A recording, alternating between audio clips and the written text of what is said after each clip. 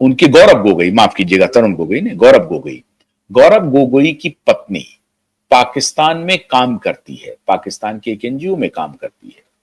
अब उनके तार जुड़ रहे हैं, पता नहीं भारत सरकार कोई जांच कर रही है या नहीं कर रही है, लेकिन भारत सरकार की खुफिया एजेंसी को जारी जानकारी है गौरव गोगोई की पत्नी के बारे में और गौरव गोगोई के बारे में।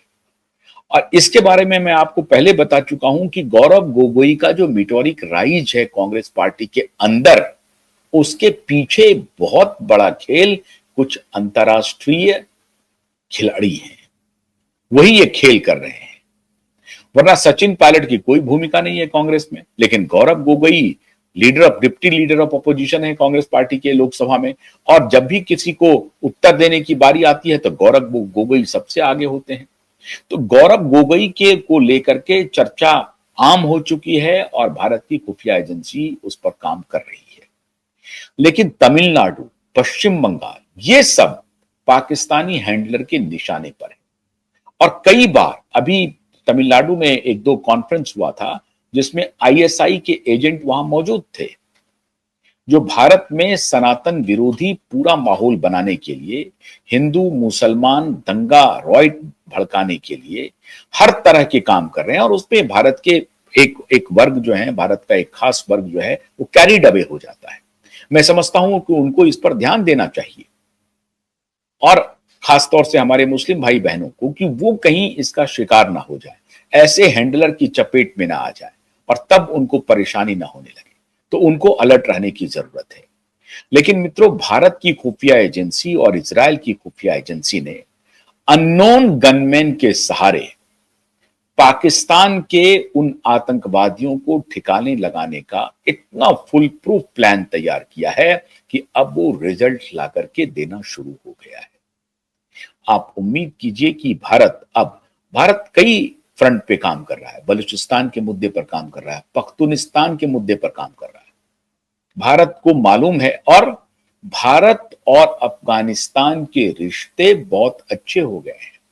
आपको याद होगा कि अभी यूएनओ में अफगानिस्तान के खिलाफ यूरोपियन यूनियन ने कुछ जारी किया था, भारत ने एब्सटेन किया, भारत ने सपोर्ट नहीं किया उस रिजोल्यूशन को जो अफगानिस्तान के खिलाफ था। अफगानिस्तान में महिलाओं की क्या स्थिति है, नहीं है, तो कहा कि आप चौधरी हैं क्या, ये अफगानिस्तान का मामला है, अफगानिस्तान देखेगा।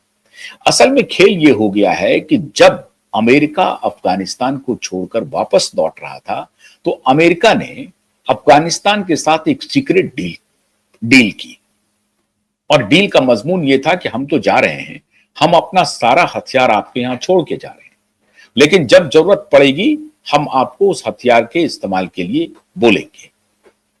अब उन सारे हथियारों का इस्तेमाल तालिबान पाकिस्तान के खिलाफ कर रहा है, और इसीलिए पाकिस्तान में आप देखते होंगे कि सुसाइड बॉम्बिंग हो रही है।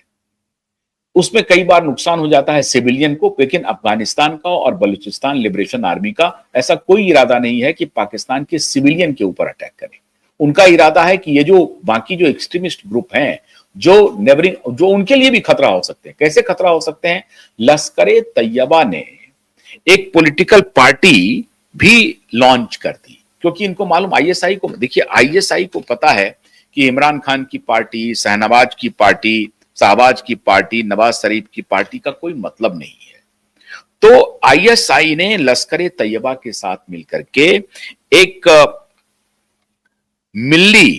मिल्ली मुस्लिम लीग पॉलिटिकल पार्टी भी बनवा दी। अब ये जो हाफिज सईद है, अब ये मिल्ली मुस्लिम लीग का सर्वे सर्वा है, इसको आगे बढ़ा रहा है। लेकिन ये मिल्ली मुस्लिम लीग वहां पर हो सकता है कि आने वाले दिनों में पॉलिटिकल पार्टी के रूप में इमर्ज कर जाए। मतलब आतंकवादियों के द्वारा आतंकवादियों को सामने में रख करके पीछे से आईएसआई और पाकिस्तानी डिफेंस, पाकिस्तानी आर्मी के लोग इस पॉलिटिकल पार्टी को मदद कर रहे हैं ताकि ये हमारे कब्जे में रहे। शाहबाज और इमरान अगर हमारे कब्जे में नहीं रहेंगे तो ये हमारे कब्जे में रहे। पाकिस्तान में कभी भी कू हो सकता है, ऐसे संकेत आ रहे हैं। तो ये जो बलोच रेबल है और दूसरा बलोच रागी सांगर है, ये जो 2-3-4 जो ऑर्गेनाइजेशंस हैं, इन सब का जबरदस्त उपयोग इंटरनेशनल एजेंसी कर रही है, जिसमें इजराइल भी है। भारत का मैं नाम नहीं लेता हूं, लेकिन इजरायली बड़ी तेजी से इनका उपयोग कर रहे हैं। तो इजराइल का आपको शुक्रगुजार होना चाहिए। इजराइल ने अपनी दोस्ती निभाई है और पाकिस्तान में अगर आने वाले दिनों में कू हो जाए तो आप चौंकिएगा मत। पाकिस्तान में कू की संभावना है। मौलाना मुनीर हालांकि मोस्ट पावरफुल हो चुका है, लेकिन उनको लगता है कि हर चीज के लिए मुझे पॉलिटिकल एस्टेब्लिशमेंट से रजामंदी लेनी पड़ती है। जब सारा काम मुझे ही करना है, हमको इंटरनेशनल डिप्लोमेसी में भी मुझे ही जाना है, मुझे ही ट्रंप को मनाना है, तो खैर मैं ही, हमारे पास में ही सारी सत्ता, पॉलिटिकल पावर भी हो जाए और डिफेंस की भी पावर हो जाए, तो मुमकिन है कि पाकिस्तान में जल्द ही आपको कू देखने को मिले नेपाल के बाद।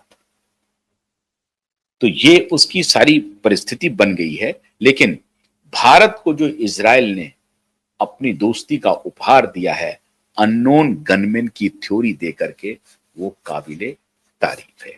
मैं ये नहीं कहता हूं कि पाकिस्तान में जो घटनाएं हो रही हैं उसमें भारत की कोई भूमिका है।